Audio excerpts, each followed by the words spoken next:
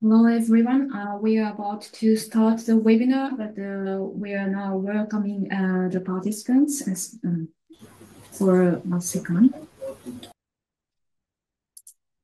Can I start share the screen? Thank you.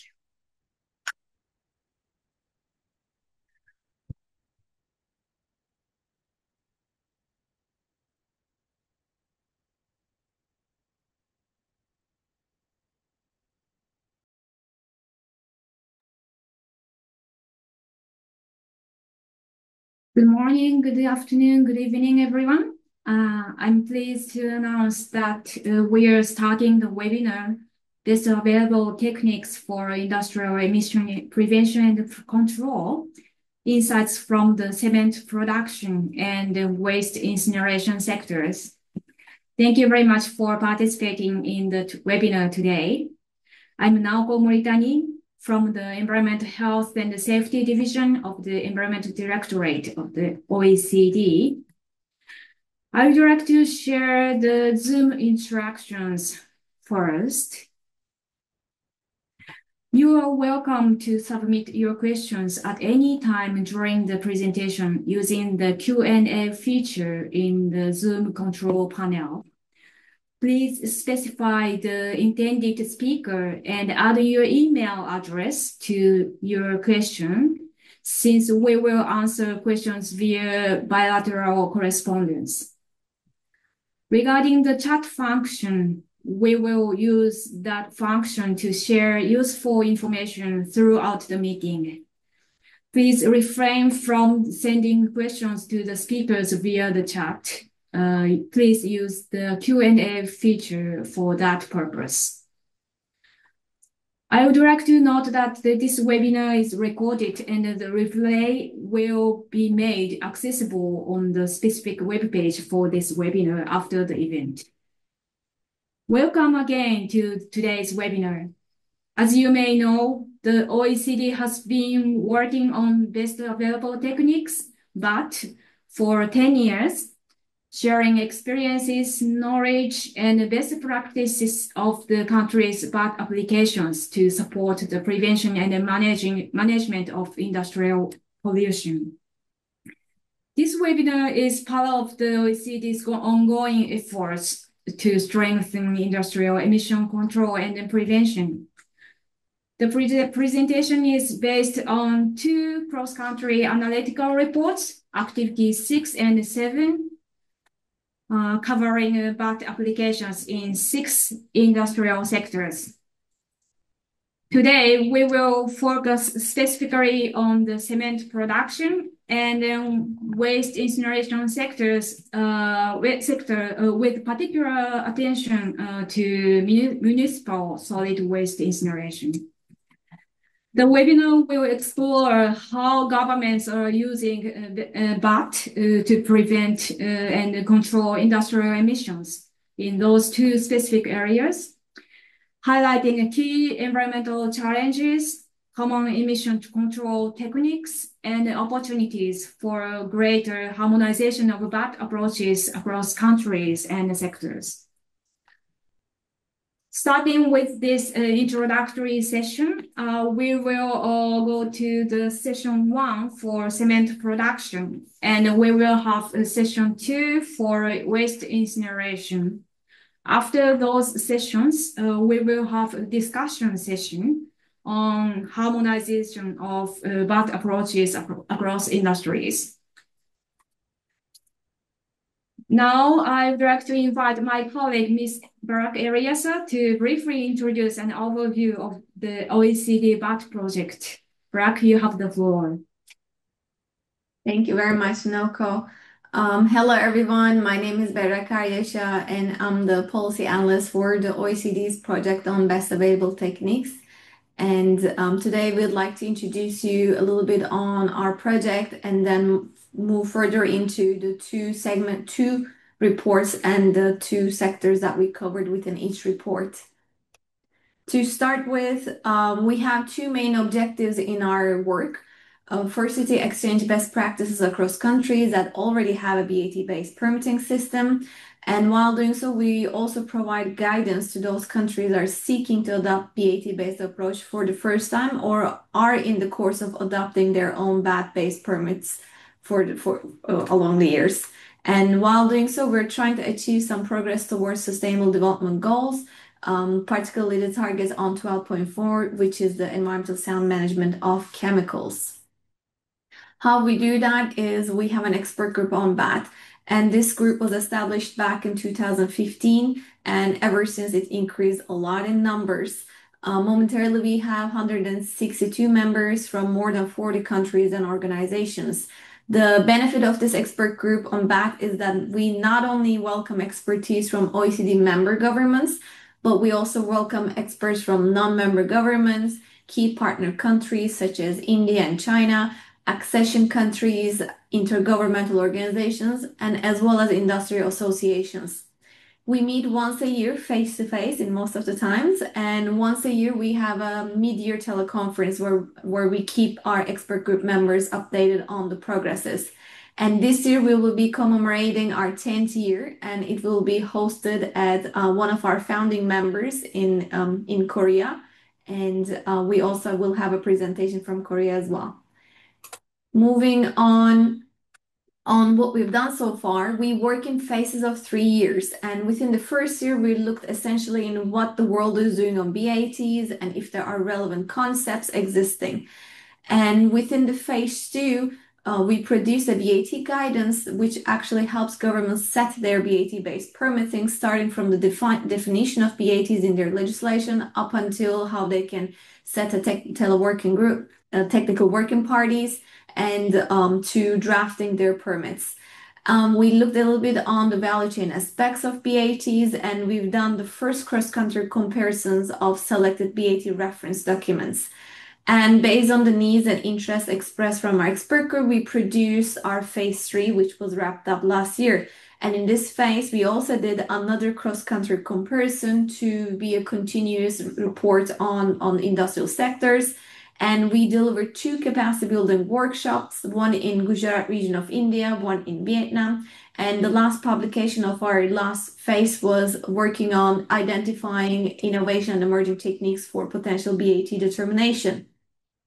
Currently, we just recently started our phase 4, which will look into the role of BAT in hydrogen production. We'll be looking at the recovery of secondary raw materials, and we also will be offering capacity building workshops to countries that express interest and are looking to improve a segment of their BAT approach in their country. We not only publish reports, but we also have online resources, one of which is this website, which collects the BAT reference documents from 8 jurisdictions so far, and in which you can find all of the BREF documents shortly from various sectors and whichever language that they are available and whichever organization or the country that it is published from. And with that, I think I can begin introducing the first report, and which was as I mentioned before, which is a cross-country analysis of 3 globally important sectors, and among which we will focus the cement production sector today. To give an overall understanding, we conducted detailed reviews of the BREF documents within the report for thermal power plants, cement production, and textiles manufacturing. Following the exchanges with our expert group members, these sectors were chosen for their relevance to global emissions, as well as the breadth of information available in the BREF documents. In cement sector, we compared 5 BREF documents from India, European Union, China, United States, and World Bank's group. So our first initial understanding was these insights gathered helped us understand how different countries develop, structure, and implement BREF documents and what we can learn from each other approaches. Our objective within this report was to analyze globally the available BREF documents that are produced to guide the sectors on ways to prevent and control their emissions due to their industrial activities. And so we targeted BATs and their associated emission levels for a number of sectors, as I mentioned, and their key pollutants across the world. By doing so, our ambition was, and it is still today, to facilitate harmonization of BATs and BAT associated emission levels across the countries. Looking into the cement sector, actually how and why we selected this falls back to, as I said there, its global importance across the expert group member governments. Why we chose to focus on cement is because Portland cement, sorry, is because it's the most widely used cement worldwide, forming the backbone of modern construction, such as the buildings, bridges, and sporting infrastructures.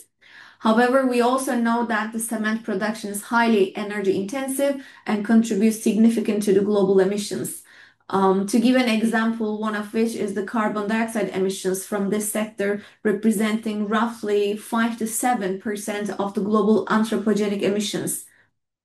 There are also other pollutants that are released from cement production, such as particulate matter, or also known as dust, sulfur oxides, nitrogen oxides, and mercury, which are quite highly accounted for this sector.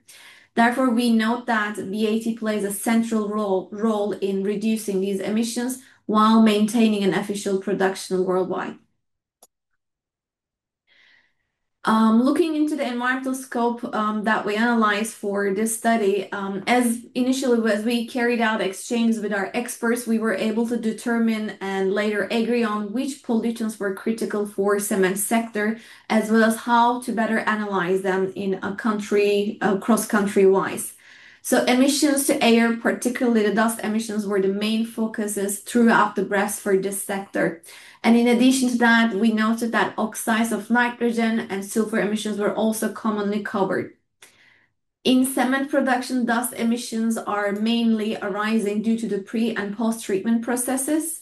And we know that NOx and SOx are also generated from both fuel combustion and the calcination processes.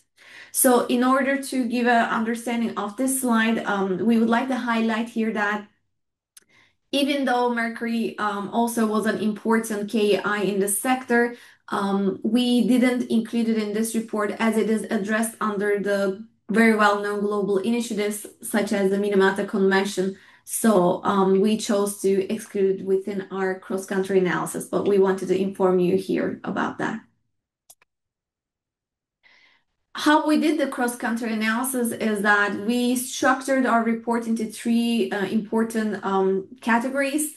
First, we did a collection of higher BREF issues, which concentrated mostly on the qualitative information on the BREFs, such as their regulatory status, production or update schedules, and so on. And in the second segment, named BAT approaches, we covered the BAT techniques and the practices targeted at several aspects, such as being general BATs or BATs that are pollution specific.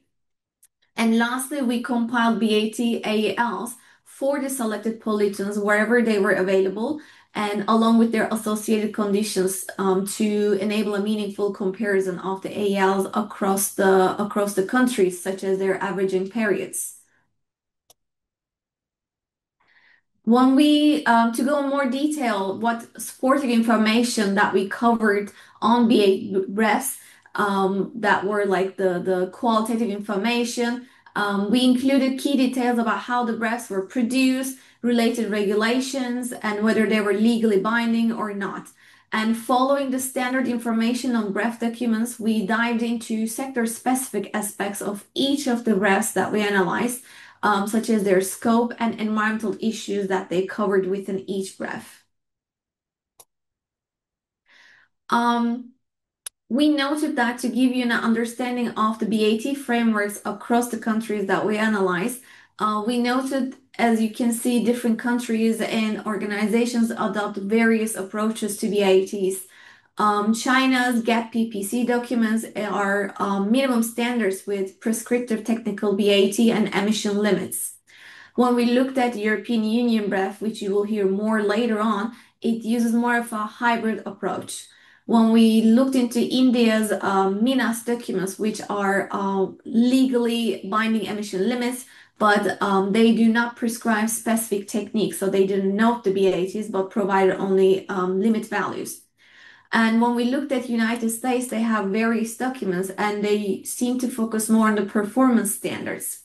And looking finally at the World Bank Group, it provided guidance documents outlining the BAT recommendations, which are not subjected to legal enforcement to the to the World Bank member countries. Looking deep into the BAT approaches, we dived these into, as I said, general BAT approaches and pollution-specific approaches to better understand their targets. And looking at initially to general BATs, what are they? These are actually good practices applicable broadly. They include, firstly, for example, EMS, environmental management systems to oversee performances. Secondly, they may include noise reduction. They may include stabilizing kiln operations for the cement sector. And lastly, carefully selecting raw materials and fuels were noted as general BATs that are good for all of the sectors. And preventing pollution formation through input control seems to be gaining more spotlight than ever by providing more effective results than the end of pipe measures. When we checked into the key environmental indicators specific or pollution specific BAT approaches, these were the ones that I said were selected as the priorities in our assessment. So we collected detailed information on BATs of particular pollutants in each of the BREFs, and we also collected information whether they were relevant to other pollutants as well among the 5 BREF documents. To give you an understanding of the main observations that we have, starting with the particulate matter, which is so critical, and the common BATs included were the ESPNs and fabric filters. To give an example from the EU here, EU emphasized a systematic approach, and then this showed that the process management and end of pipe solutions working together produces the best results. And as you can see from this slide, regardless of the country it is, the BAT approaches for the same pollutants seem to be following a similar idea, which were ESPs and filter bags. For the sulfur oxides, the main challenge seems to be the sulfur content in the fuels and raw materials. So the BATs included across the sectors initially started by input control by selecting, say, low sulfur fuels, optimizing the burner conditions, and when necessary, using absorbent injection or scrubbers. And looking into the NOx emissions, they seem to form at the high kiln temperatures, and the primary BAT measures included low NOx burners, staged combustion, and flame cooling. It also followed the secondary measures, which included secondary non-catalytic reduction, or shortly known as SNCR, which seems to be widely used across the BREFs, and selective catalytic reduction, which is shortly known as SCR. And even though it's more costly, but more effective in producing the results that we're looking for. And all major regions and the countries seem to adopt a mix and cost effectiveness considerations. For example, low NOx burners are capitally intensive, and SNCR seems to be cheaper since it doesn't require catalyst. And therefore, the SNCR being the most common due to its cost effectiveness rather than the low NOx burners. And even though we looked at the carbon dioxide, it's the most challenging pollutant in majority of the sectors, and it's quite important for this sector as well. And the BATs that focused on energy efficiency measures such as the vertical mills and waste heat recovery, substituting fuels and clinkers, and emerging carbon capture, utilization, and storage technologies were noted to be the main approaches to target this carbon dioxide emission control. And We know that in the EU, for example, there's a roadmap on carbon neutrality by 2050. And one of the main things that we've noted, carbon dioxide is not captured within the BREF documents, but it is controlled as elsewhere control measures. And so there were not a lot of extensive information captured within the BREF documents, but this was also noted that it's not part of the BREF process. To give an overall insight on our understanding on when we looked at the 5 BREFs for the cement production, there are some patterns that were revealed. As you may have noted in the slides, the particulate matter or dust and NOx controls are largely harmonized across the countries, as with the measures that I'm mentioning, SPNs, fabric filters, and the other common baths such as SNCR, SCRs. What we noted, there were variations for SOx emissions. And for example, to note, China and World Bank focusing on input control, while, say, EU is relying more on the technical prevention measures such as scrubbers. What we also wanted to capture here is that regulatory approaches also differed. So prescriptive approach in China and World Bank, whereas performance-based in India and US and the hybrid approach in EU were noted. So these comparisons helped us identify which are the best practices and what we can recommend within the report, and whether there were harmonization opportunities across the BREFs at some level. And finally, as I mentioned, we did gather quantitative information on BAT, which what we would say BAT associated emission or performance levels. These tables are quite extensive, which we will not have the time to explain in detail here, but we try to capture all the essential information for a particular pollutant, say the ones that were selected, particulate matter, SOx, NOx, and carbon dioxide, and whether the BAT AELs were specified for existing plants versus new plants, and other supporting information that are quite critical in understanding what these values meant, starting with averaging periods and the units. And capturing all this information, what we've noted, comparability was quite difficult to do within the report to compare comparing the ALs across countries. Because there were different units for each of the pollutants within each BREF, and there were also not very harmonized approaches as it is particular to the country itself. So here it was one of the main challenges, but we also can see this as an opportunity to grow, in the sense that we can create more harmonized and globally informed BAT framework that can support environmental performance in international markets that everybody can understand. With that, I'd like to wrap up the cement sector and pass the floor back to Nalko. Thank you very much, Barak, for introducing our OECD BAT project first, and secondary introducing our Activity 6 report regarding the cement production. Now, I would like to invite Dr. Georgios Chronopoulos from the Joint Research Center of the European Commission to introduce the EU BREF for the production of cement, lime, and magnesium oxide. Georgios, you have the floor. Thank you very much, Naoko. I hope that you can hear me, and I will start sharing my presentation. Give me just a few seconds. Can you see it now? Yes. Okay. Many thanks for the invitation, and the theme of my presentation will be the EU BREF related to the production of cement. And of course, it's the EU BREF, the European Union BREF. It's not only related to the cement production, but also to lime and magnesium oxide. But of course, I will focus my presentation only to the production of cement. This is an overview of my presentation.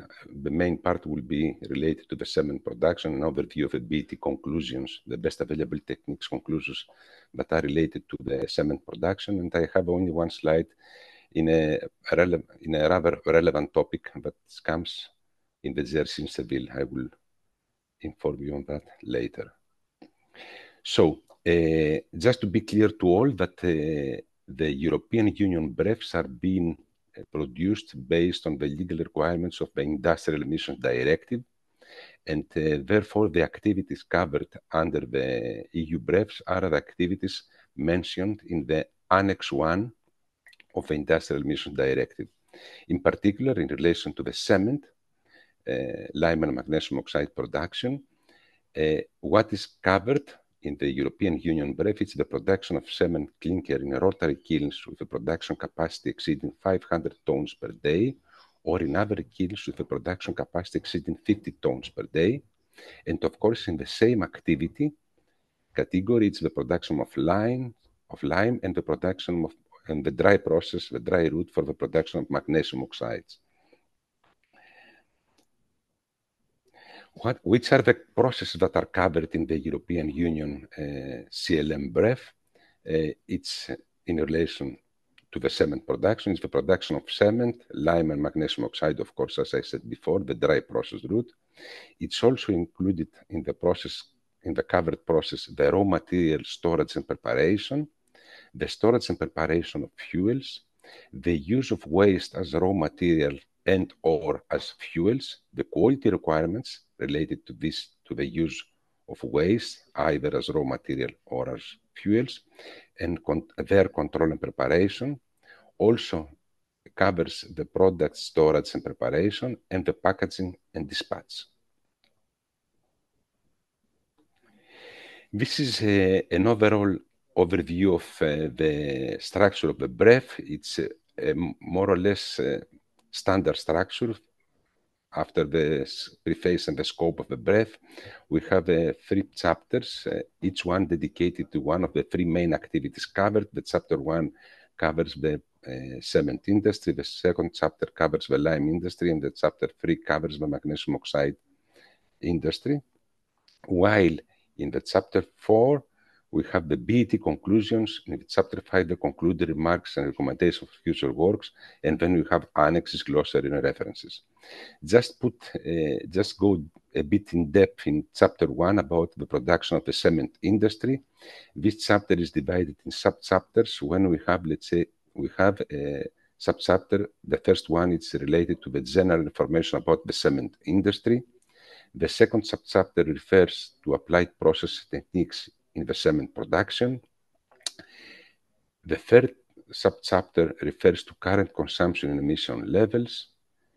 The fourth sub-chapter refers to the candidate to techniques to consider in the determination of best available techniques. And the last one about emerging techniques in the cement industry. I forgot to mention that the European Union CLM BREF, it's quite old BREF from 2013. It's almost 12 years old. In the BET conclusions, which is a major part and perhaps the most important part of the European Union BREFs, and the reason why it's the most important part is that this chapter, apart of being one chapter in the BREF document, it's also published in the official journal of the European Union as a Commission implementing decision.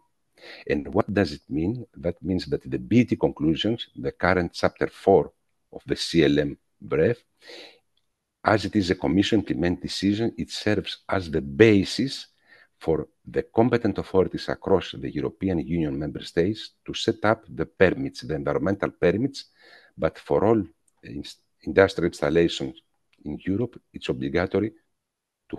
So the basis and the reference for setting permit conditions are the BET conclusions, are in particular the chapter 4 of the CLM BREF. And the structure of this chapter 4, we have also the scope of the BET conclusions, and we have general BET conclusions that are applied for all subsectors, applying in the cement industry, the lime industry, and the magnesium oxide industry, but also we have a chapter which are the BET conclusions which are explicit for the cement industry. And of course, we have a description of techniques for the cement industry. So let's go a bit deeper in the BET conclusions for the cement industry. The general BET conclusions is the so-called EMS, the Environmental Management System, and BET conclusions related to the noise emissions. And then in the specific BET conclusions, best available techniques conclusions for the cement industry, we have, first of all, general primary techniques. These are techniques associated with process control optimization, a gravimetric solid fuel feeding system, selection and control of all substances entering to the kiln. We have also BAT, best available techniques associated with monitoring of process parameters and pollutants, either continuous or periodic monitoring. We have best available techniques conclusions associated with energy consumption, with the use of waste, and just a few words about this. It's about the waste quality control, the waste feeding into the kiln, safety management for use of hazardous waste in the cement production. Then we have BAT conclusions associated with the emissions, and we have either diffuse dust emissions or emissions of dust from dusty operations, from kiln firing processes, from cooling and milling processes. The asterisks in the parameters I'm presenting here are those for which BATAL have been established, and BATAL stands for Best Available Techniques Associated Emission Levels. For the moving away from dust, from the gaseous compounds, we have BAT conclusions associated with the emissions of nitrogen oxides, sulfur oxides, carbon monoxide, and CO, carbon monoxide trips minimization, total organic carbon, hydrogen chloride, and hydrogen fluoride. In addition, we have BAT conclusions associated with the emissions of dioxins and furanes, of some metals, in particular for the mercury, the sum of cadmium and tellurium, and the aggregation of the parameters of the metal parameters you can see on your screen. And finally, we have BAT conclusions associated with process losses and waste generation and circularity aspects of the cement production.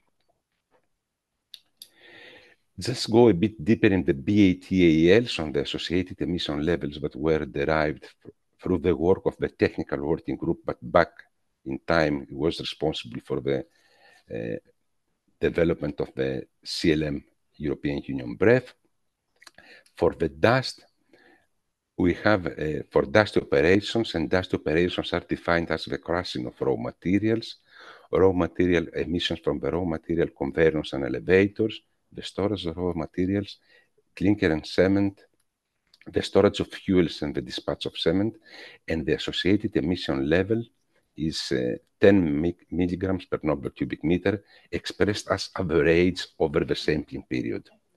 For the firing process, and here the associated emission level is expressed as daily average, the associated emission level is from less than 10 up to 20 milligram per normal cubic meter, while from the same range is for cooling and milling, but here this associated emission level is expressed either as daily average or average over the sampling period. For nitrogen oxide, for the preheater kilns, we have an associated emission level of less than 200 up to 450 milligrams per cubic meter, as expressed as a daily average. For the lip hole and long rotary kilns, from 400 up to 800 milligrams per cubic meter, again expressed as daily average. And for ammonia slip, in case that SNCR is used, of less than 30 to 50 milligrams per normal cubic meter, expressed as daily average. Continuing the BATALs, for sulfur oxides, we have a range for less than 50 up to 400 milligram, again daily average. For HCl, less than 10. For HF, less than 1. For dioxin and furanes, less than 0.05 up to 0.1 nanogram of equivalent toxicity. And for metals, you can see on the screen the three levels, associated emission levels for the three metal or metal groups, but who's been for which have been derived BAT-AL. So that was all from a very rough and very brief presentation of the European Union CLM, cement, lime, and magnesium oxide production, BREF.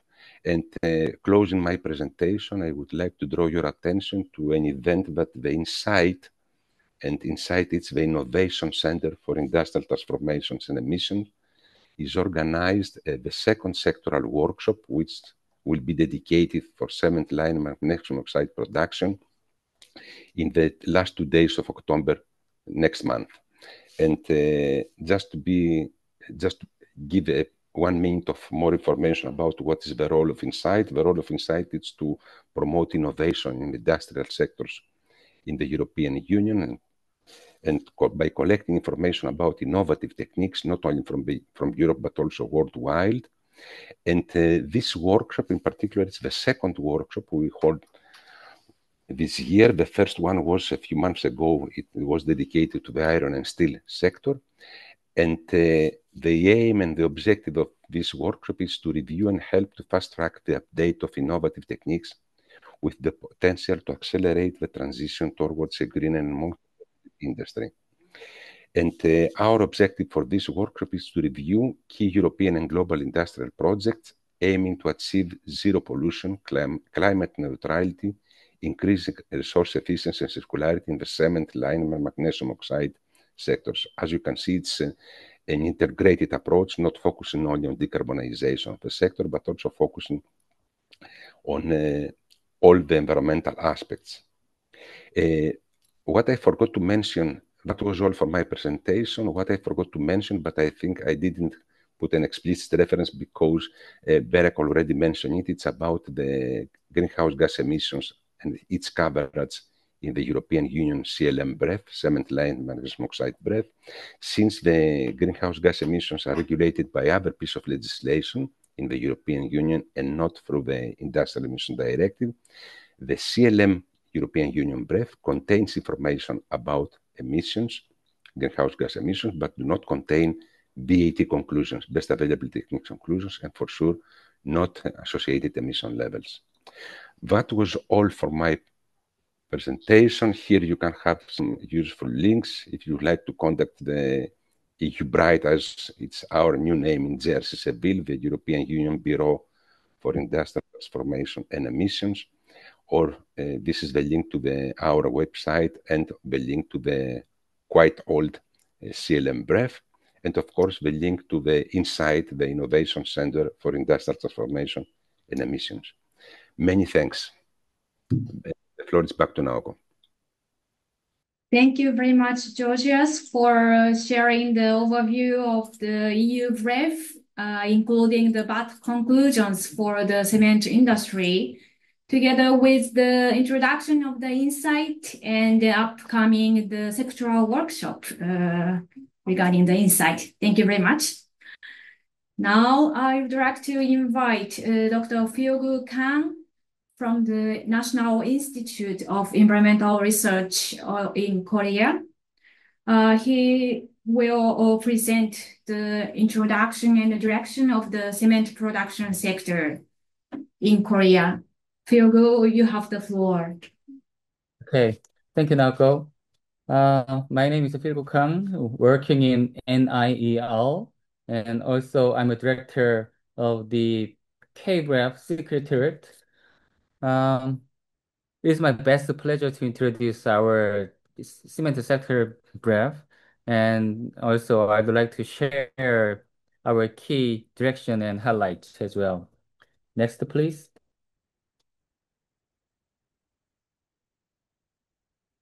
Next, please. Thank you. Oh, sorry.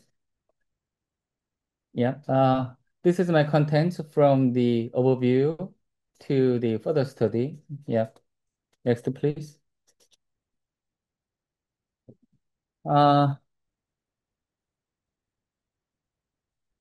cement production sector BREF is composed of 8 chapters.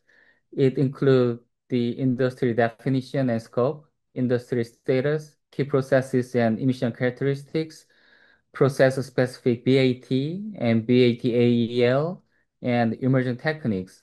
We have also the appendix containing explanation of key terms.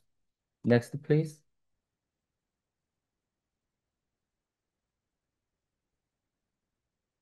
In Korea, we have 12 cement plants with 39 rotary kilns.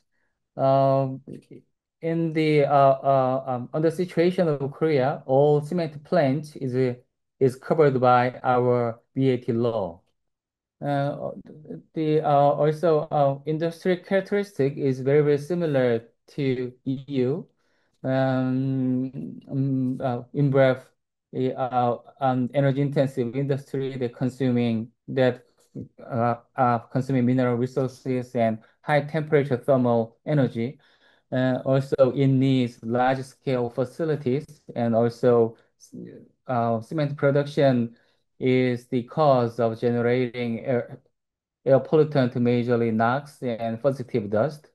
Also, they used very comprehensive waste recycling process. Also, they used alternative fuel and raw material from other industry sectors. Next, please. There are three major environmental aspects, such as air pollution, water pollution, and industry waste. Mostly is very similar to EU, like I said. But in Korea, we didn't cover it's CO2, greenhouse gas.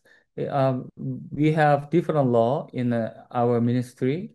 So in our Korean law uh, don't cover the greenhouse gas law. Yeah, it is the big different situation with EU. Also, water pollution and industrial waste is very similar. I don't want to read it again. Next, please. Uh, there are total 29 VATs in KBREF. In general BATs, there are 18 BATs like EMS and EPI, Environmental Performance Indicator, and monitoring air pollutant reduction, water pollutant reduction, waste reduction, like that. Also, we have 11 process-specific BATs, such as process management, mining process, and process selection, like that, and also fuel and raw material management, as well as thermal energy management, electric energy management, energy recovery, like that. Next, please. It is one example of general VAT showing the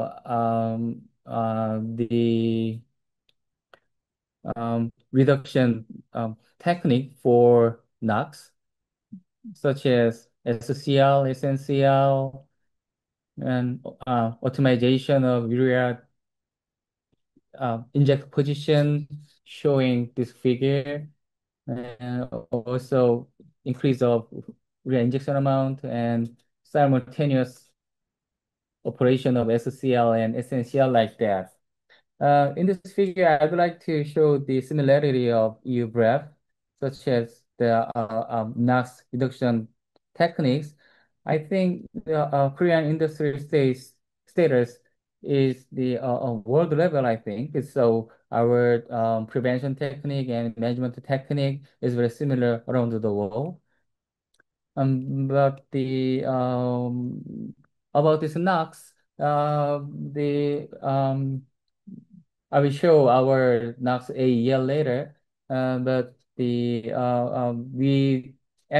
don't our industry does not install the SCL process the reduction technique, but our government suggests the introduction of SCL but it is our current situation. Next, please.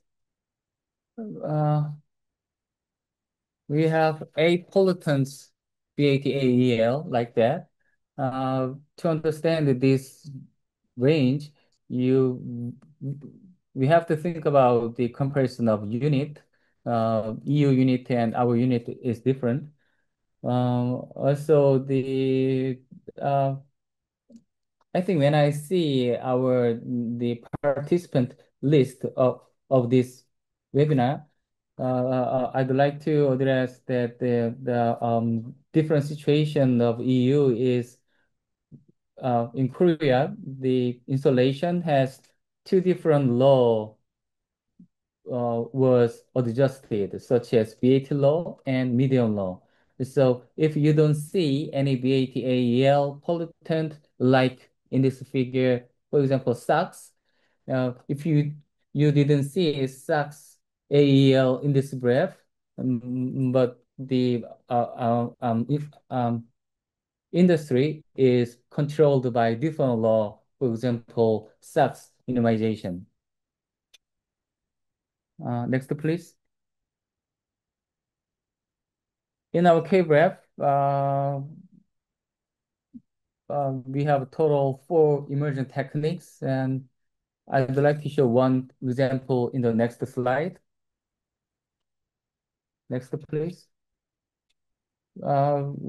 We found one technique in Korea, hybrid PTFE, catalytic filter for simultaneous removal PM and NOx. But we add this technique as an emerging technique, but we have maybe this November we will have international workshop. We will show low temperature the SOCL filter later. I think it will be very helpful to our the other colleagues from the world. Next, please. Actually, our first graph was published in 2023. So in the first presentation of this webinar, Barack, the, in the Barack's presentation, there are no Korea BREF, cement BREF in the activity report. I think at the time we didn't publish our cement BREF, but now we have a new BREF, so we can add later. But I think it is not a problem.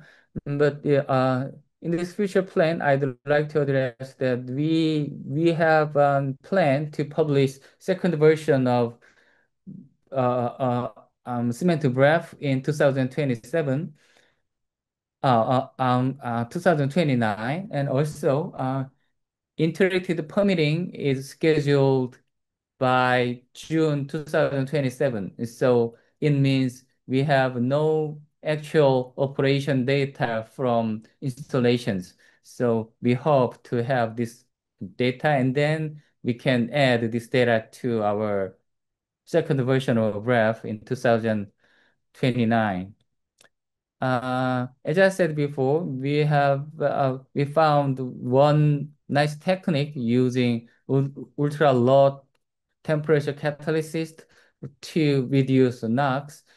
Why I mentioned we don't have SOCL technique in Korea in my previous slide is using this ultra low temperature catalyst technique, the installation industry don't need to install SOCL if you use this technique. And so the much more detailed information will be shown in international workshop in the November before our 10th OECD BATS Virtual meeting in Korea. Next, please. Yeah, this is my colleague, Eun Kim and Juho Lee. yeah, they're fantastic, and I appreciate their help. Thank you.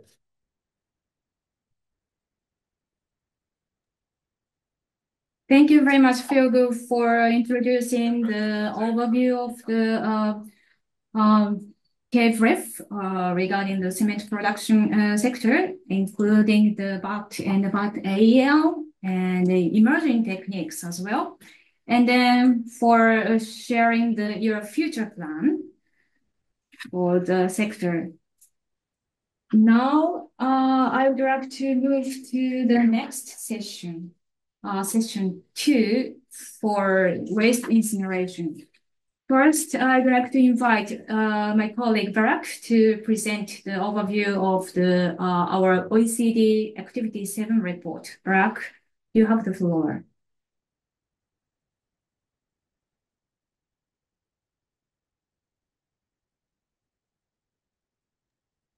Thank you, Naoko. Let me share my screen.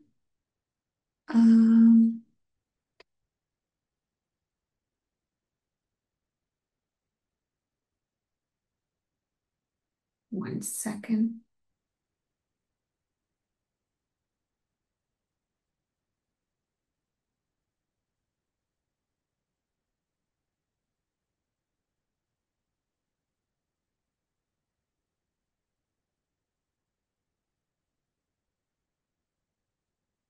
That should be fine, I guess.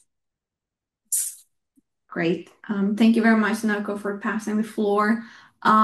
Yes, I'd like to start presenting our second report, which was cross-country analysis of BREFs for another 3 sectors, which were also globally quite important. So we followed quite a similar idea behind this report as well, which was considered to be a continuation of the previous report. And it aims to support and supplement further information on, say, the commonalities that can be found and differences among the sectors across various jurisdictions. As the goal of the previous report, this one was also to analyze globally available BAT reference documents, or shortly BREF, as I keep saying, which are produced to guide the sectors on ways to prevent and control their pollutions due to their industrial activities. So as before, we targeted BATs and their ALs for a number of sectors, as I mentioned, and their key pollutants across the world. So as before, our ambition was and still is to facilitate or pave the ground to harmonize BATs and their ALs across the world. How we did that, in our analysis, we conducted reviews of BREF documents for iron and steel, paper and pulp, and waste incineration sectors. And following the exchanges with our expert group members, these sectors were selected for their relevance to global emissions, as well as breadth of information available across the BREFs, which we collected from Korea, India, European Union, China, United States, and World Bank Group. So as before, while we gathered these insights, our initial thoughts were to help us, and our initial thoughts was to understand and how it can help us understand where are the differences across the countries, how countries are developing, structuring, and implementing their BREFs, and essentially what we can learn from each other's approaches as before. Looking into why the waste incineration matters, it's quite important in our modern day lives, as we know, and is part of the modern waste management systems, especially for the urbanized and land constrained regions. Firstly, we know that incineration reduces the volume of waste that goes into landfill, so that is one plus side. And secondly, it also provides energy recovery to some level, and which means that the heat from the combustion is used to generate electricity or distant heating, offsetting fossil fuels. And lastly, we know that incineration, in a way, safely removes and destroys hazardous and infectious components such as the medical waste, which cannot be landfilled safely. And finally, we can also add that it can also contribute to, in a way, to say circular economy aspects, with certain elements being removed or put it into the reuse within the sector. In order to select which pollutants include in this analysis, we followed a different approach. So first we listed all the key pollutants and substances that are typically associated with the waste incineration sector, both for their air and water discharges. Then we checked if and which BREF from different regions included each of these substances.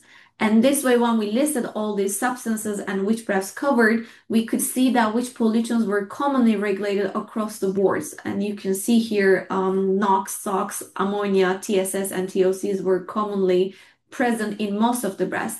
And we could also see in one example here that I can give is regional differences, particularly ammonia side, which was only covered in an EU BREF. Moving to the structure of the report, firstly, we began scoping by listing the types of waste and the treatment processes. And we took the example from the EU BREF for waste incineration, which will be discussed more in detail later on. But I hope it works here. Yes. So among the waste types, the expert group and the secretary decided to focus on the municipal solid waste incineration and decided to include all treatment processes for municipal solid waste incineration in our report. And while doing so you saw the list of pollutants and the presence of information across the BREFs that gave us key information on the diversity and the availability of information on each of the substances. And then we chose across these BREFs to focus on 5 key pollutants, which seems to be targeted quite a lot to use BAT against. And we can say that these were chosen because of not only the availability of information, but because they're significantly important for their environmental and health impacts, and therefore they require each of these require different sets of control measures. And starting with the pollutants selected were the dust, or also known as particulate matter. We focused on NOx with ammonia slip included. Heavy metals, several of them, dioxins and furans, as well as acid gases. How we organize the information on BAT approaches, as it was in the previous report for including the cement sector, we chose to divide it into 2 main segments, starting with the general BAT, which are generally good environmental practices, as I mentioned before, regardless of the sector chosen. They are good to be adopted at each installation, regardless of which production they have. And then we also focused on KEI specific, key environmental indicator specific BAT approaches, which can be pollutant specific as well as environmental media specific. Air emissions and water releases have different approaches in BATs.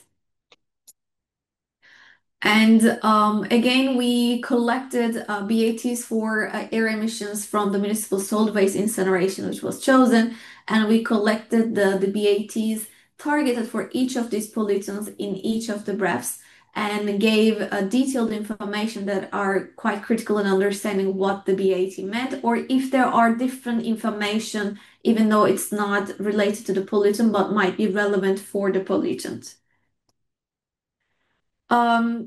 I'd like to give a little bit on the BAT's technical observations that we had, starting with the NOx and ammonia. The main approach that we noted was the combination of combustion optimization with end-of-pipe measures. Looking into dust and particulate matter, which seems to be effectively controlled by back filters, also known as fabric filters and some BREFs, and they seem to capture even fine particles. And we also noted that there was a BAT called cyclones, which are typically used in the upstream segment of the production as pre-cleaners. Looking into the heavy metals, what the BREFs noted were control of metals seems to start with segregation, meaning they're keeping the batteries, the lamps, or the mercury devices away from the incineration.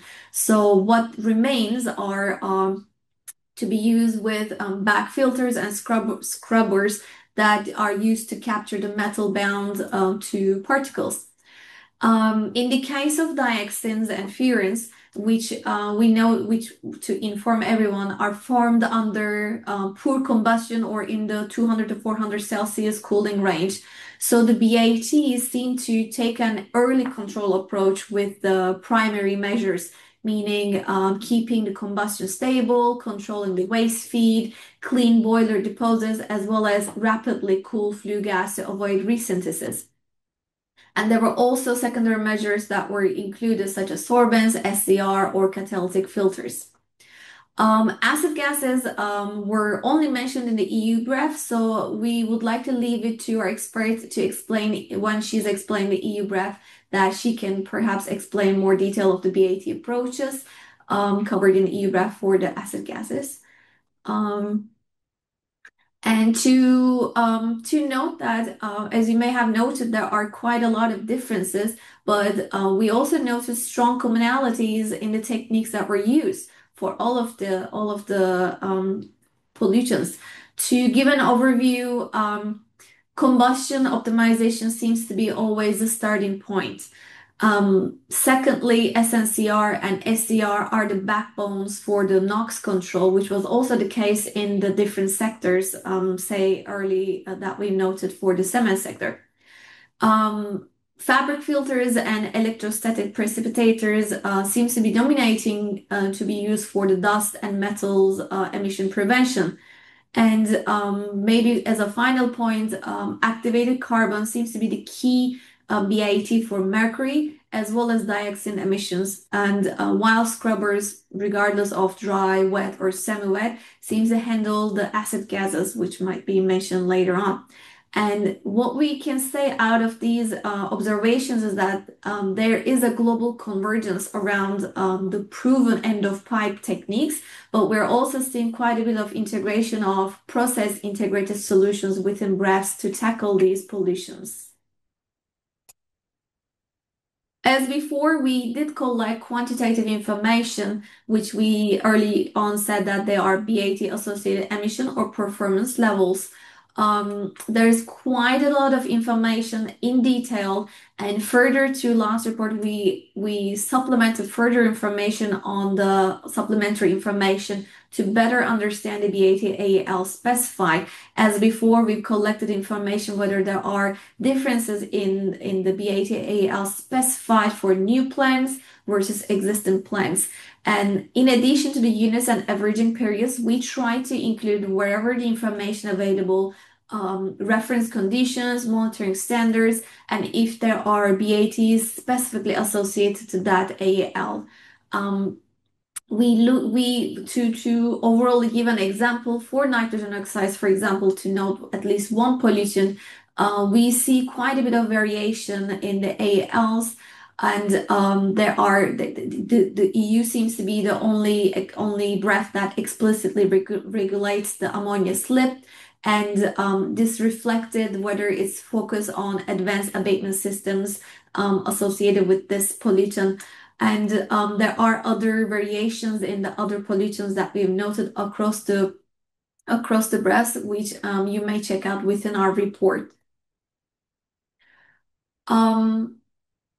Overall, why do we observe these differences? Why are there differences across the BREFs, particularly on BAT AELs? Firstly, what we noted is whether the BREF document is binding or just guidance makes a huge difference in its application and implementation.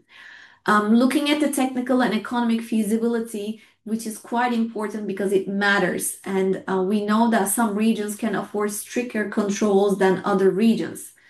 Looking at the ages of the facilities, often the older facilities cannot reach at the same levels as the new installations, so we could note the differences across the existing versus new plants. Looking at the local priorities, like say water scarcity or air quality concerns, they really influence the choices made in the approaches that were chosen to tackle certain pollutants. And finally, monitoring the infrastructure available, which determine how the compliance can be enforced or not. What I'd like to actually also give our observations on looking at the two sectors. What are the commonalities? What are the differences that we've noted across the BREFs, irrespective of the sectors, just the policy observations. So I'd like to reiterate that we analyzed quite a bit of regions. So we looked at the BAT reference documents from China, EU, India, Korea, US, and World Bank guidelines. One of the key findings is that there were common techniques identified. We can note that there are quite a shared usage of effective techniques for air emissions controls. What we also noted, as I mentioned before, there's a slow but gradual shift to purely rely on end-of-pipe techniques to hybrid strategies, which actually combines the process optimization with a targeted treatment. And the differences that are noted could be attributable, as I mentioned in the previous slide, due to the legal statuses of the BREFs, whether they're binding or merely a guidance, the economic and institutional availability and feasibility of the BAT that they want to employ, and there might be specific environmental priorities that changes from countries to countries. To add on, while our analysis within each of the reports revealed strong technical alignments, we noted that there are still major challenges, particularly around how emissions are measured, reported, and if they're enforced or not. We noted that many jurisdictions still lack a consistent method for defining and tracking BAT AELs, particularly making the direct comparison within our report a bit of a challenge. However, based on these findings, we also would like to point out key opportunities, say starting with the standardization of the measurement protocols and promoting international coordination across the countries. We believe that this can help align the performance expectations from the installations as well as raise the environmental standards worldwide. With this, I'd like to thank you for your time and pass the floor back to Naoko. Thank you very much, Barak, for introducing the Activity 7 report together with highlighting the cross-country analysis. Now, as Barak mentioned, the next speaker is Dr. Lin He from the German Environment Agency. I would like to invite Lin to introduce the EU BREF for waste incineration and its BAT conclusions. Lin, you have the floor. Thank you, Naoko. Thank you very much for inviting me to the webinar. Right. So good morning, good afternoon, and good evening to everyone. In my presentation, I would like to give you a brief introduction of the EU BREF for waste incineration, but most importantly, its BAT conclusions. I've written down a few questions from Barak just now from her presentation. I would see if I can answer the questions with my presentations. So next slide, please. So first of all, let's have a quick review and the historical development of the waste incineration in Germany. The first waste incineration plant, as you can see on the left of my slide, was built in Hamburg in 1896 after the last major outbreak of cholera. So the major aim of this plant at that time was to destroy pathogens and to prevent the transmission of diseases, apart from reducing the volume of waste. The incineration technology and the flue gas cleaning systems have undergone various stages of development. Now, almost after 130 years, so the modern waste incineration plants have taken on new responsibilities while meeting stringent environmental standards. They make non-recyclable or hazardous waste less harmful and more stable before the incineration residues are disposed in landfill. At the same time, contaminants can be destroyed to prevent them from entering the material cycle for the recycling. And the heat produced by the incineration process can be used to generate electricity for use in the district heating, or simply use as process steam for the industrial process. Slag or bottom ashes, what we call, will also be treated to recover metals or other minerals and used as a construction materials, for example, for landfills.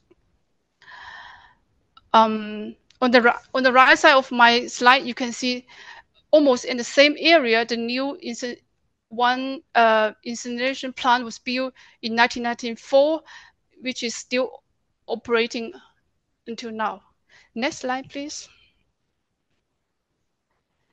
It must be underscored that, of course, the waste prevention is on the top of the European waste hierarchy, followed by reuse, recycling, recovery such as energy recovery or backfilling, and last, waste disposal.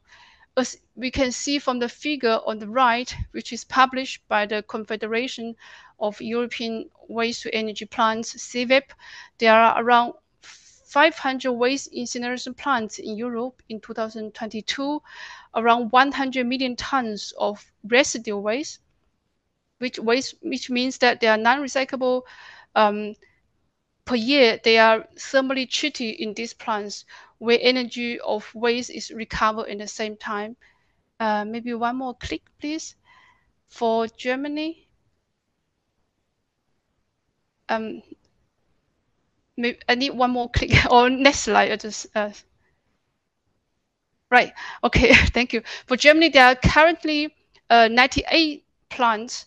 Among them, 98 incineration plants for residual waste, which are not recyclable. So 66 of them are residual waste incineration plants, which means they treat waste directly, and 32 of them are plants incinerating mainly refuse-derived fuel. So among these 98 waste to energy plants in Germany, less than 10 plants use fluidized bed as combustion chambers. Others use grate firings, as shown in the following figure. Next slide, please. Right. Even though the figure is a little bit old, it still represents the fundamental setup of a mixed municipal solid waste incineration plant. The non-recyclable residual waste was sent to the facility, where it's weighed and stored in a large pit. An overhead, if I can see, an overhead crane then moves the waste to the furnace, where it's decomposed in the presence of excess air and a high temperature. This process reduces the waste volume significantly and produce hot gases, which are routed to a boiler next to the furnace to produce high pressure and high temperature steam. This steam is then used to produce electricity, used as process steam or used for district heating, as I mentioned before. So before the flue gases are released, they pass through advanced flue gas cleaning system. These systems remove harmful pollutants before the cleaned flue gas is vented through the chimney. And also the slag or bottom ash, I cannot use my mouse, after the will be removed from the grate and will sent to treatment plants to recover its metals and other minerals. And the leftover is then disposed in landfills. Next slide, please. This entire process that I mentioned before of waste incineration, from waste reception to and pre-treatment to the thermal treatments and the thermal treatment stage, and also subsequent flue gas cleaning, bottom ash treatment, and energy recovery, was described in details in the first BREF, already published in 2006, and that time under the directive concerning integrated pollution and prevention and control, the so-called IPPC directive. So since 2000, 2010, the Industrial Emission Directive, which was also mentioned before, so-called IED, replaced the IPPC directive, and the BREF for waste incineration was then reviewed between 2015 and 2019, and it's published in 2019. The IED itself was also updated last year. The scope, next slide, please. The scope of the BREF for waste incineration plant has been then adapted according to the Annex 1 of the IED, which specifies the capacity thresholds of industrial installations that will fall under the scope of the IED. So the thresholds for waste incineration or waste co-incineration, such as in cement plant that we just heard before, are basically 3 tons per hour for non-hazardous waste and 10 tons per day for hazardous waste. And apart from that, the treatment of slags and or bottom ashes is also covered in this BREF. So next slide, please. Okay, right. Similar to other EU BREFs, most of the BREFs, the BREF for waste incineration contains 7 chapters. So the chapter 1 provides general information on the waste incineration sector in Europe, such as the plant sizes or waste composition, while chapter 2 focuses on the applied process and techniques used in the sector, covering aspects like waste handling, thermal treatment, and energy recovery, flue gas cleaning, wastewater and solid residue treatment techniques. Chapter 3 then details the current emission and consumption levels associated with this process, such as emission to air, to water, energy consumption, and production of solid residues. Chapter 4 describes the specific techniques that are considered for determining BAT. It includes information on the environmental performance levels, for example, emissions and consumption, and also monitoring procedures, cause media effects associated with this technique. I'll come back to chapter 5 later, and chapter 6 focuses on emerging techniques that are still in the time of writing of the BREF, still under development, but so promised for future application. And chapter 7 offers a summary of the overall findings from this information exchange process, as well as recommendation for the future work. The most important chapter 5, the chapter 5 BAT conclusions for waste incineration, presents the key findings regarding the most effective and available techniques for environmental protection in the sector, and has become binding under the IED. So it's important to know that the BREF itself is not binding, but only the BAT conclusions. Next slide, please. This chapter 5 BAT conclusions has become binding, and in this case, it was published in December 2019 on the official journal of the European Union as Commission implementing decisions, and contains a total of 37 BATs. Next click, please. And yeah, right. It has to be noted that the techniques listed and described in these BAT conclusions are neither prescriptive or nor exhaustive, which means that other techniques may also be used to, as long as it ensures that at least an equivalent level of environmental protection can be ensured. Next slide. Next click, please. Right. The BAT conclusions contains a total of 37 BATs, as you can see on the table on the right. It covers 8 different aspects, starting from environmental management systems, monitoring requirements, techniques to improve general environmental and combustion performance, energy and material efficiency, noise, but most importantly, BAT to reduce channel emissions to pollutants to air and to water. Next slide, please. Oh, one more click, please. Right. I've taken I cannot explain all the BATs in this presentation. I've taken 4 BATs as examples to explain how to read the BAT conclusions. So for example, BAT4 is to monitor emissions to air in this case. In this table, you will find the pollutants to be monitored and for which process this monitoring requirement is applied.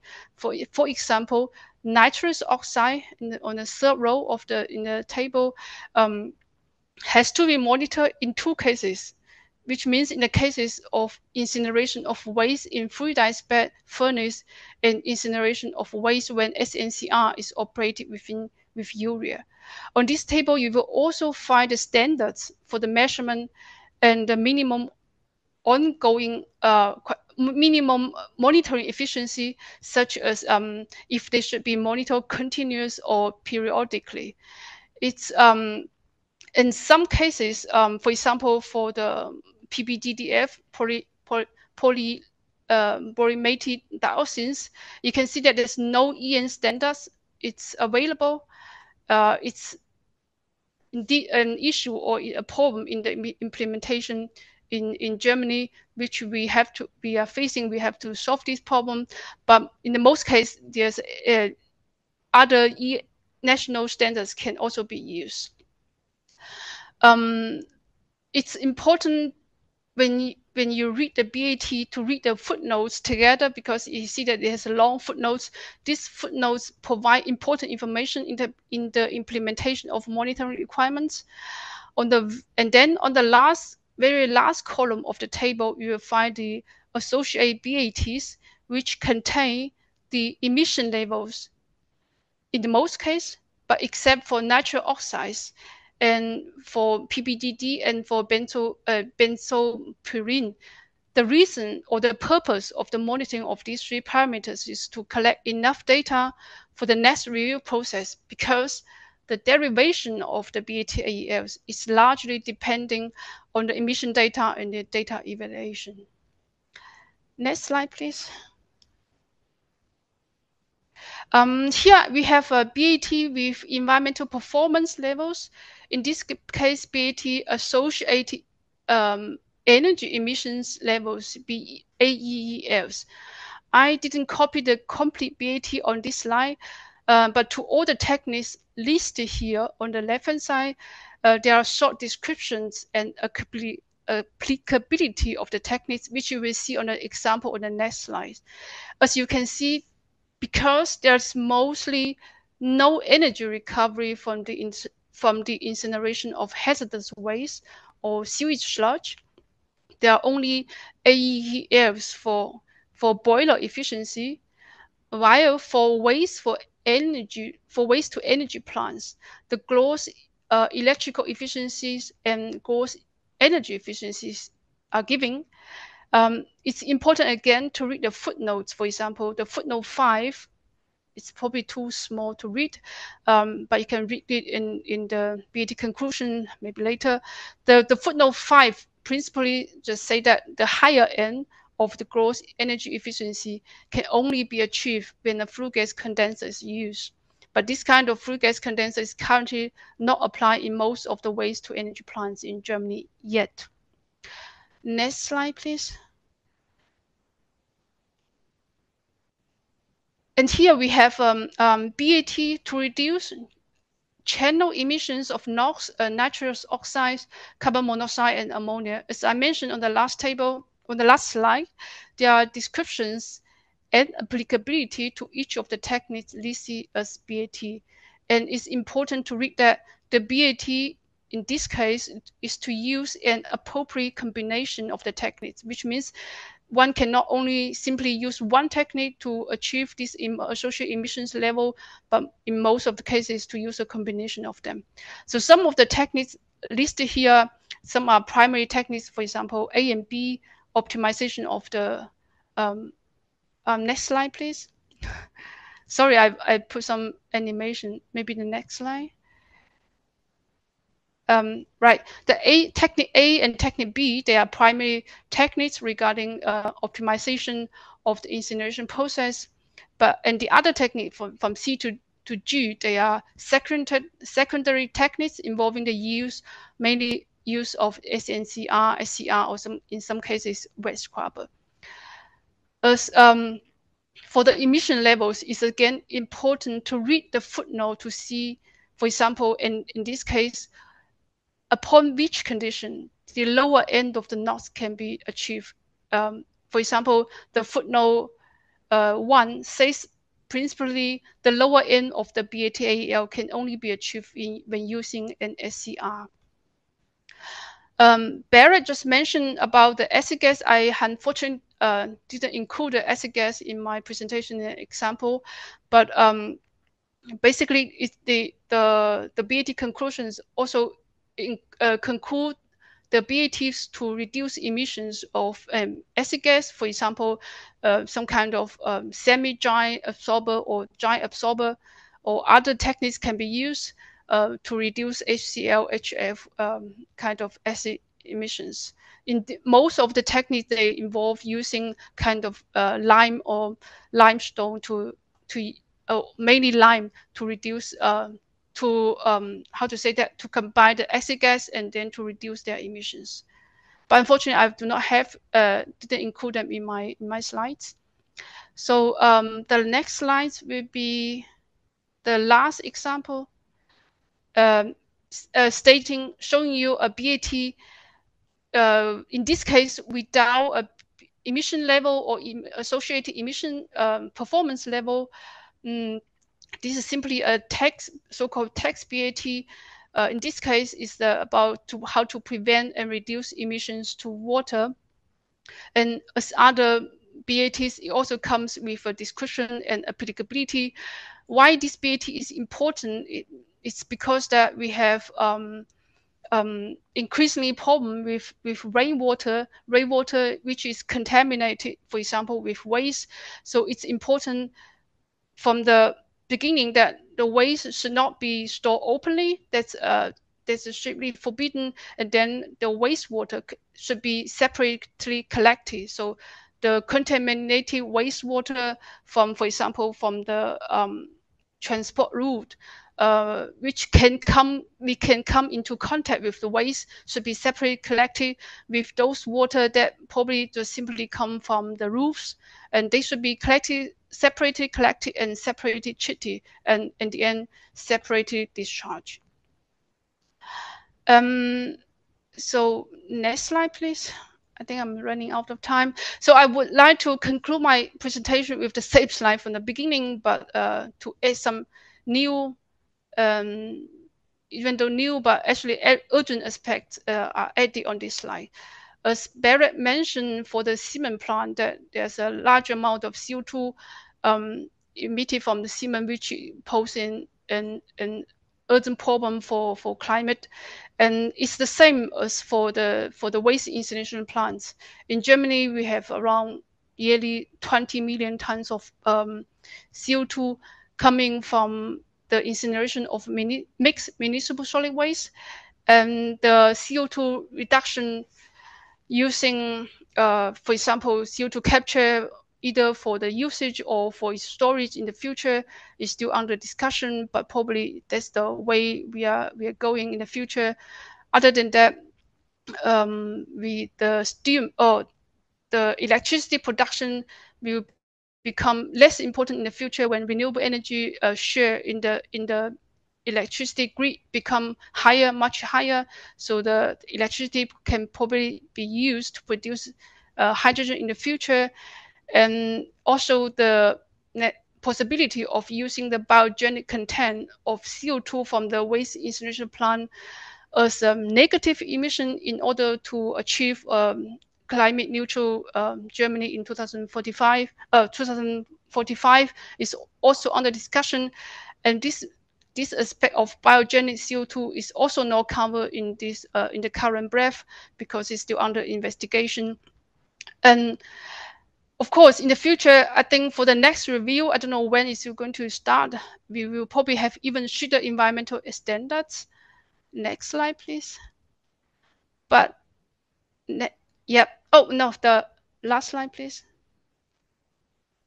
But the more important, I have to underscore here again, the most important is that we have to improve our product design so that the product will keep longer, will be working longer, and then to reduce the waste amount.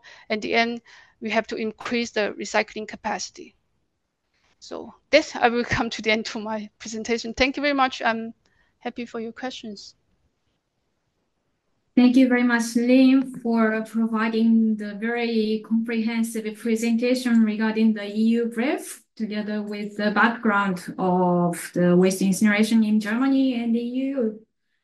Now I would like to move to the discussion session. This session will focus on harmonization of BAT approaches across industries. In addition to the the speakers in the previous sessions, I would like to invite two persons from the industry sectors. First, Ms. Legea Speziale from the Confederation of European Waste-to-Energy Plants. And then I'd like to invite Mr. Abhishek Shukla from the Global Cement and Concrete Association. In this session, we can focus on discussing the comparison of the BREFs across countries and sectors, and then perhaps we can have the industry perspectives on BAT implementation as well. So I'd like to first ask Ligea to share your thoughts on the industrial thoughts on BAT implementation, perhaps including the challenges faced by industries in implementing the BAT. Ligea, you have the floor. Yes, thank you very much. So I will discuss some of the few points that are the main challenges that the waste incineration sector in the EU has faced since I followed for CWEP the review of the waste incineration BREF and its implementation, which has been done in the last years in the EU. And as you have heard already, the waste incineration sector is quite large in the EU and widely spread. It's one of the most strictly regulated industrial sector in the EU. We have a lot of information on the share of contribution to, for example, dioxins emissions in the EU, which are less than 0.2% of the total dioxins emissions that are recorded. And the same goes for particulate matter, which the contribution is 0.2%. And the same goes for NOx and mercury and the other high priority pollutants for the EU. The waste incineration BAT conclusions have indeed further improved the environmental performances of this sector, since, as it was also shown before, they set more demanding standards regarding emission limits, but not only, also regarding, for example, energy efficiency. The implementation of the waste incineration BAT conclusions required, for example, to monitor 10 parameters continuously in emissions to air and 12 parameters periodically, with extremely low concentration ranges and therefore afterwards extremely low emission limits in individual permits. In some cases, as for mercury emissions to air, continuous monitoring is very challenging, considering that the concentration and limits are extremely low and the performances of measuring instruments are really stretched to the maximum. And one of the key messages here for the overall sector is that a margin between the operational values and emission limit values is always advisable to make sure that compliance verification can be done with the necessary legal certainty. At the same time, as it was also discussed, to improve the contribution of this sector towards decarbonization efforts, the waste incineration BAT conclusions included BAT APLs on energy efficiency, and many installations had to put in place significant efforts to achieve those ambitious levels, and investments were needed to sometimes retrofit the existing energy generation part of the plant. So in general, considering the already quite high environmental performance of the waste-to-energy sector in the EU, issues of cross-media effects were the most often challenges during the implementation of the waste incineration but conclusions. This goes, for example, if limits on NOx were set at very low levels, installations were therefore required to install SCRs, which were already mentioned before, and the installation of SCR and the operation of SCRs causes an increase in energy consumption and therefore a decrease in the energy efficiency of the overall installation. The same goes for if very low emission limits are set for HCl. This requires to include a wet flue gas cleaning system, which on the contrary produces wastewaters, which therefore have to be treated. So in general, the overall experience is that you really have to look at the overall performance of the plant and not the single parameters, the single substances. Thank you. Thank you very much, Ligia, for providing your thoughts and then for sharing how the waste energy sector in the EU has been addressing the strict standards. Also, thank you for showing how the waste incineration BAT conclusions have further enhanced the sector's environmental performance and supported its decarbonization efforts.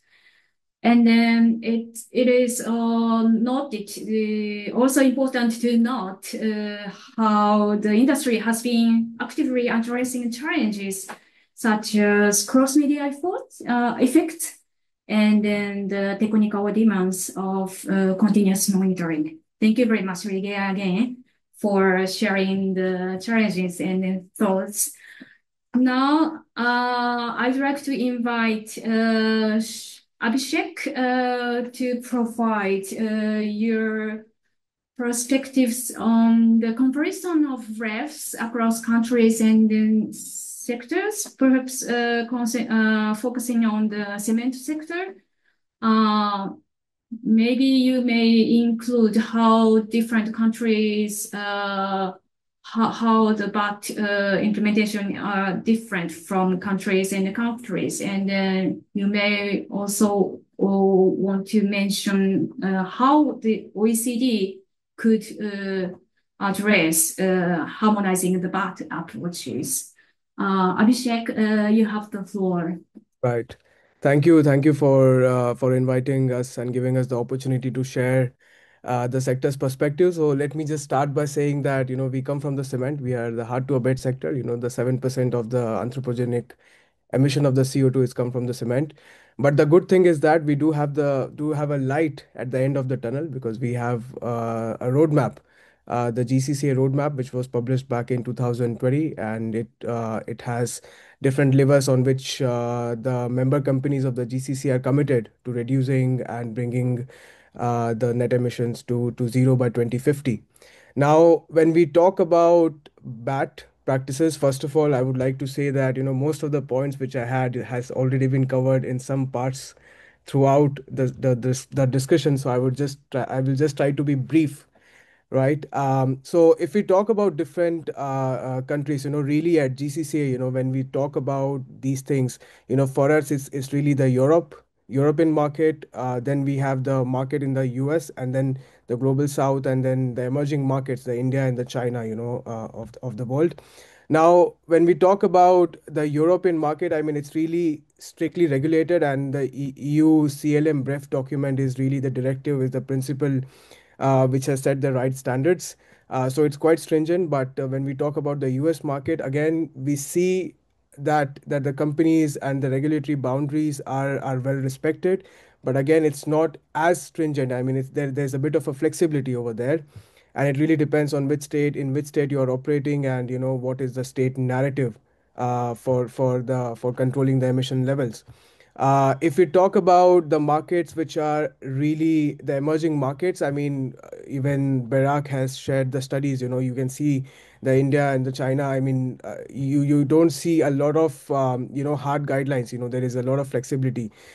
There's a very good reason for why do we see such differences. If you look at the minimum emission levels, in the Europe, if it's 200 mg per normal meter cube for SOx, I mean in the market which is the emerging market, it is 2 times, maybe 3 times, 5 times as well. right? The reason and what we understand, there are certain barriers, and this is what I think if we want to harmonize, there are certain barriers that we need to cross, and this is what we have identified throughout our member discussion, throughout the studies which we have conducted. By the way, at GCCA level as well, all the members of GCCA are committed in reporting these SOx, NOx, dust emission, and the carbon emissions, and we maintain a database and we collect these emissions every year. So we perform a study of that. It's a very member inclusive study that we do from our database. So there are several reasons, that we have found out that are barrier, let's say, to harmonization. And the first lever and the first reason is really what are your climate priorities? It all boils down to the climate priorities of that country, of that region. The countries which are very high on the climate agenda, they have very stringent guidelines, they have very stringent rules. For example, the countries in the EU and also the UK and parts of different parts. Uh, the second barrier, which we have seen is really the regulatory infrastructure maturity level. How mature you are, how mature is your regulatory boundaries. Now, the study which was shown by Barak and, in the initial slides, we could see that they have made a comparison and they have really showcased like what documents are available and, what are the practices, best practices which are suggested. So you can see from there as well. I mean, it boils down what is your regulatory maturity at this point, and how does a country want to see their emissions level being controlled, and how they want to project it.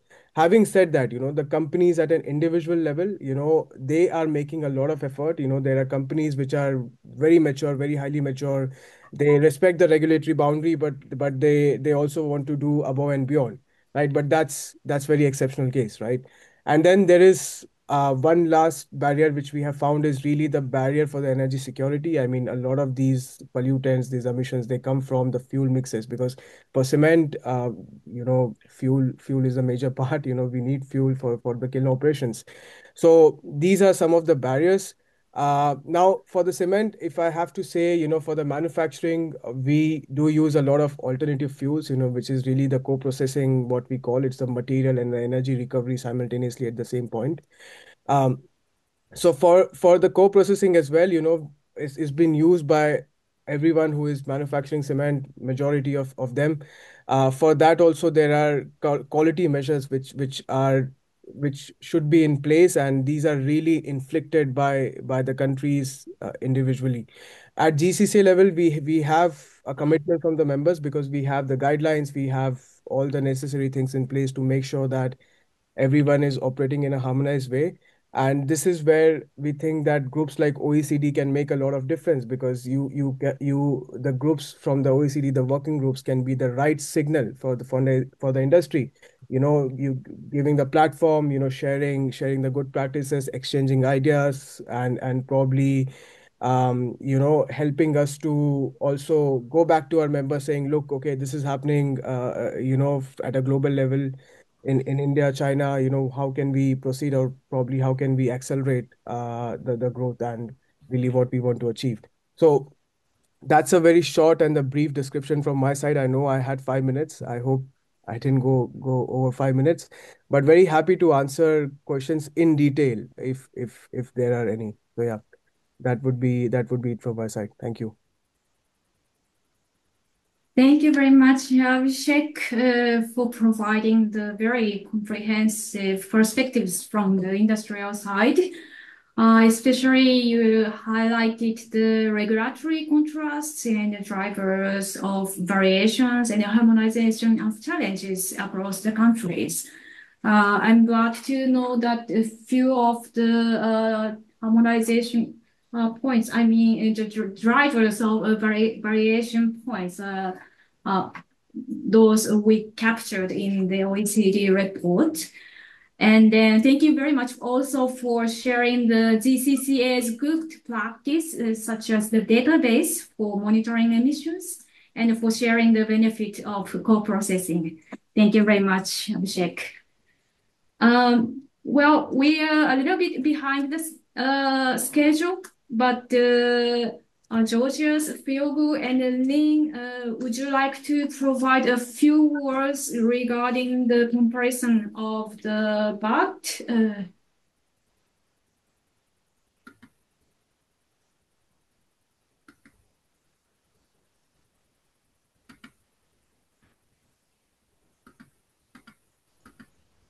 Perhaps could I ask Georgios? Yes, thank you. Thank you, Naoko. Can you hear me now? Okay. Yes, thank you very much. Thank you for the question or the invitation. I think this comparison, it was since the very beginning a very challenging exercise. Why? Because we are talking about a comparison project or program or effort or attempt to compare things that are coming from various jurisdictions where, let's say, there is well-established or under development a specific legislative and administrative procedures. And this has to do also in relation to the monitoring itself. So in the monitoring, we may have, let's say, questions or issues related to the monitoring standards that's being used, to the monitoring frequency, even with the monitoring conditions or the way of expression of the monitoring data. For example, what is the relevant oxygen content that is considered. So there is a variety of parameters that needs to be taken into consideration when we would like to have a comparative analysis of provisions. But for me, let's say what is more interesting, even for the simple comparison of numerical values, is the comparison of approaches in order to achieve a good environmental performance. I'm talking about techniques. And what we have seen in almost all of the studies is that, let's say, activity 6, 7, so on, it's, let's say, that more or less there is a common understanding on the primary and secondary techniques and measures that are applied in order to have this good environmental performance. I'm not saying that, let's say, all the primary, secondary techniques are the same across the various jurisdictions that participated in this comparison exercise, but we can see, let's say, that there is a common ground, and this is very important and valuable to my opinion, because we can see that there is, let's say, the start of the process to have, let's say, good environmental performance. Thank you. Thank you very much, Georgios. Yes, the monitoring and the common understanding of the techniques from the report would be the key for the thinking about the comparison, comparing the BREFs across countries. Philgu or Lin, would you like to take the floor? I would just like to add maybe two small or not similar aspects as Georgios just mentioned about the monitoring, because I think it's quite very important issue, because since we're going to set emission levels in the future which are already very close to the limit of quantification. So this is quite important. For one side, the measurement methods itself to be standardized, but on the other side, it's also how to deal with this kind of values or this kind of data which are very so close to the limit of quantification.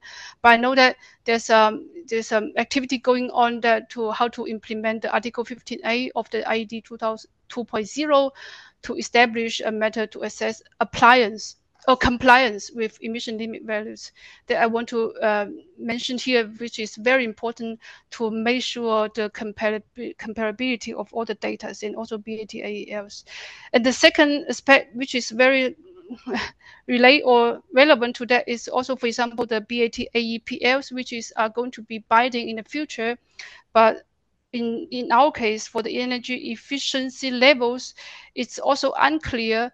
For example, the system boundaries, how to set the system boundaries, how to set a clear system boundaries among all the member states, so that the basis for comparison are the same.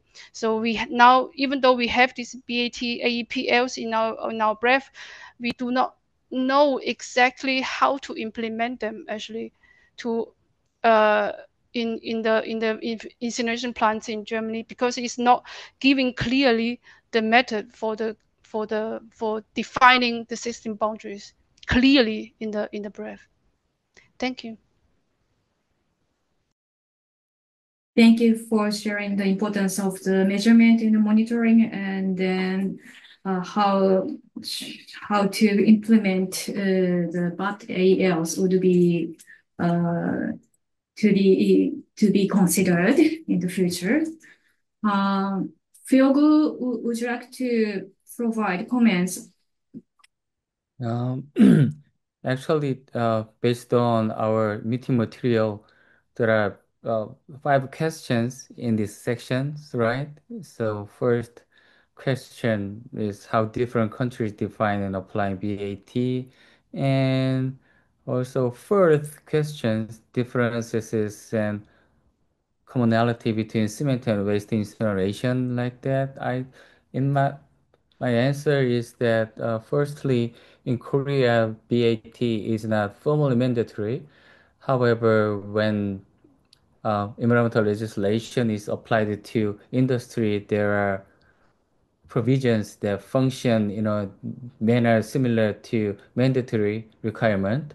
Uh, for example, the upper range of BAT-AEL is reflected as legally binding maximum emission standard in Korea.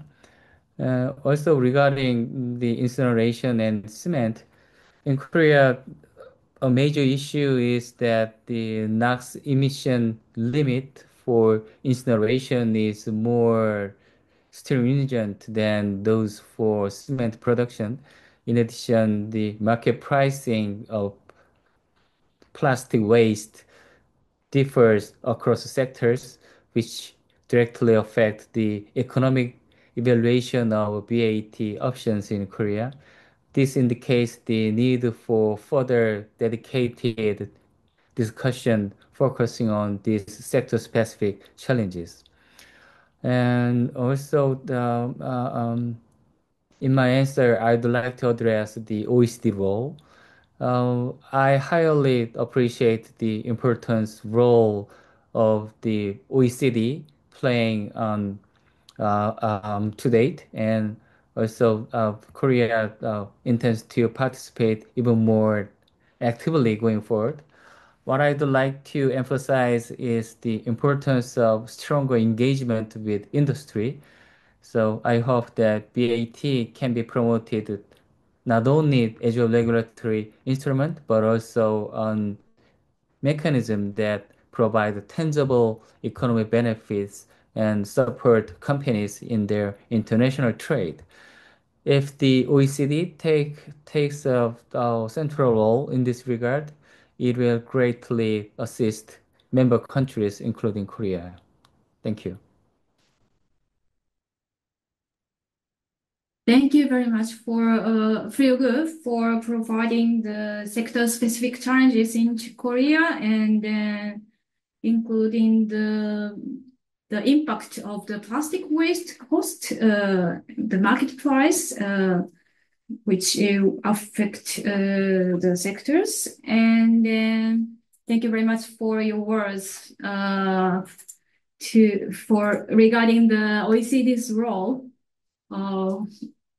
in BAT establishment and implementation. We would like to continue our role of harmonizing the BAT application. With that, I'd like to go to the final session. I've seen several questions in the Q&A function.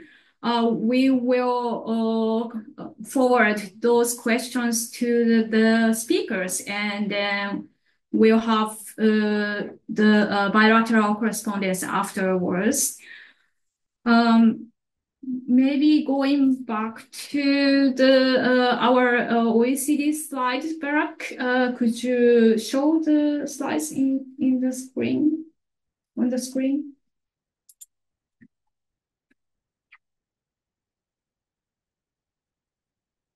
Yes. So this is the final webinar of the webinar series is of on BAT. We started with the thermal power plant and iron and steel in June, and then we had the webinar on textiles and the paper and the pulp sectors in July, and then this is the final one. All the recordings can be available, can be accessible on our website, and then today's webinar will be also uploaded on our website. So please check it after the session, the event. If you have any suggestions on future studies, maybe going to the next slide.